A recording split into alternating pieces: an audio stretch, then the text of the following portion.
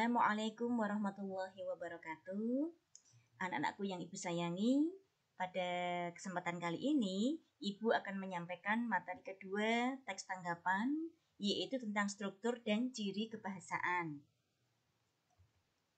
Kompetensi dasar yang akan kita capai yaitu adalah menelaah struktur dan kebahasaan dari teks tanggapan, berupa lingkungan hidup, kondisi sosial, keragaman budaya, dan lain-lain, berupa kritik, sanggahan, atau pujian yang didengar atau dibaca. Tujuan pembelajaran yang akan kita capai yaitu menganalisis struktur teks tanggapan beserta buktinya, menganalisis aspek kebahasaan teks tanggapan beserta buktinya. Anak-anakku, kita ingat kembali apa itu teks tanggapan? Teks tanggapan yaitu teks yang berisi pendapat, baik itu kritik, pujian, maupun sanggahan. Teks tanggapan berisi penilaian berupa kelebihan dan kekurangan suatu objek yang ditanggapi. Semoga sampai di sini kalian masih ingat. Lalu kita lanjutkan dengan struktur teks tanggapan, yaitu ada 3, konteks, deskripsi, dan penilaian. Apa itu konteks? Konteks adalah objek yang ditanggapi.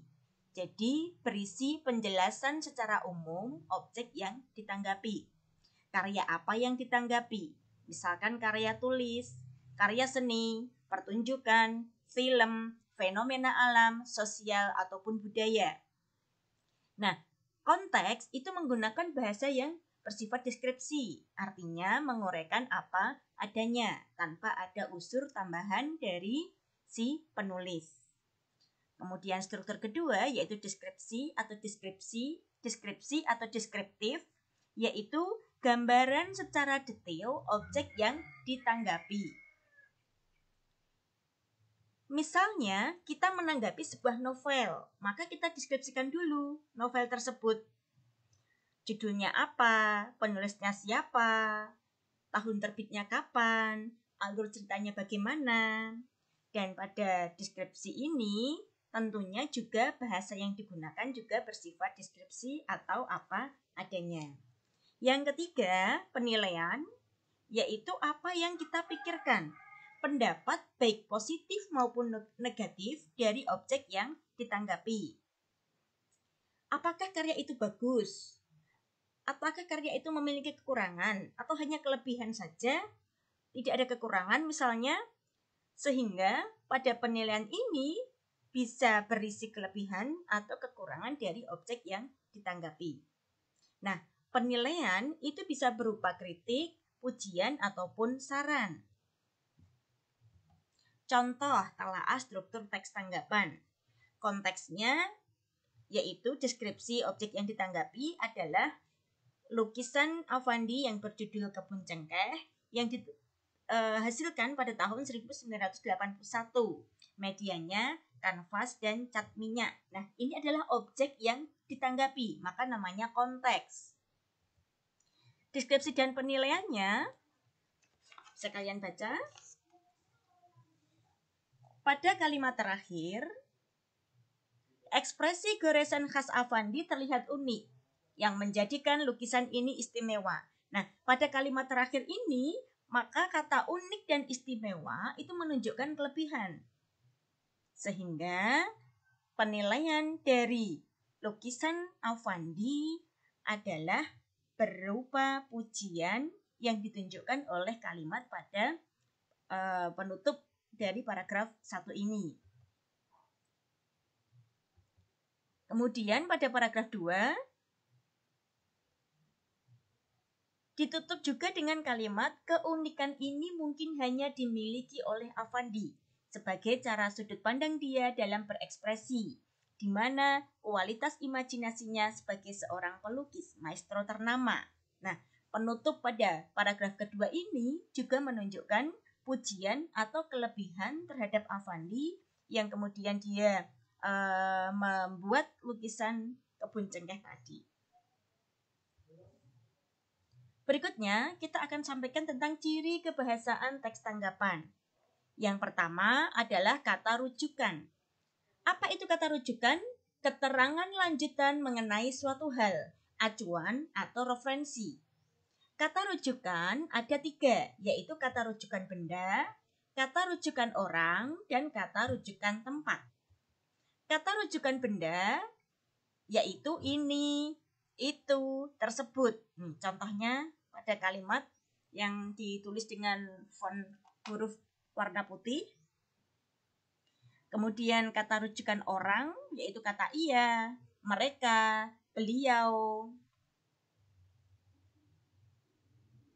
Kemudian kata rujukan tempat yaitu di sana, di situ, di sini. Ya. Bisa dipahami ya. Kata rujukan benda ini, itu, tersebut. Kata rujukan orang ia, mereka, beliau. Kata rujukan tempat di sana, di situ, di sini. Berikutnya, kebahasaannya adalah konjungsi antar kalimat, yaitu konjungsi yang menghubungkan dua kalimat dan berada pada awal kalimat. Dipisahkan tanda koma dengan bagian lain pada kalimat tersebut. Ingat, konjungsi antar kalimat pasti berada pada awal kalimat. Contohnya, namun, oleh karena itu, dengan demikian, oleh sebab itu, maka dari itu. Pada pelajaran sebelumnya, konjungsi itu sudah dibahas di teks pidato, sudah banyak. Nanti kalian bisa membaca lagi penjelasan yang pernah disampaikan. Bisa melihat video kembali atau pada buku paket yang sudah kalian miliki.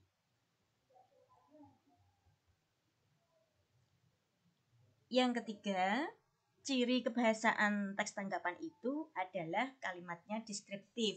Artinya memberikan penggambaran secara jelas mengenai suatu hal. Dan yang namanya deskriptif, ingat, bersifat apa adanya, tidak ditambah-tambahi. Nih contohnya.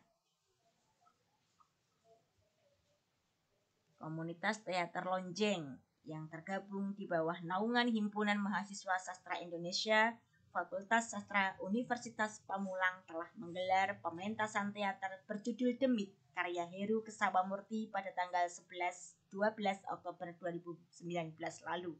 Nah, kalimat-kalimat ini menunjukkan kondisi yang sebenarnya pada pementasan teater Lonjeng yang dia menyajikan pertunjukan berjudul lakonnya adalah Demit. Kemudian di kalimat terakhir, Yus berhasil mengemas cerita lakon Demit menjadi suatu cerita komedi yang menghibur. Sehingga pada kalimat ini bisa kita lihat berisi kelebihan dari pementasan teater Lonjeng. Anak-anakku, demikian struktur dan kebahasaan teks tanggapan. Semoga kalian bisa memahami. Minggu depan di pertemuan ketiga, Ibu akan memberikan tugas lembar kerja yang akan kalian kumpulkan sehingga nanti pada pertemuan interaktif di minggu keempat kalian sudah memahami secara utuh penjelasan dari teks tanggapan, termasuk sudah bisa mengerjakan soal.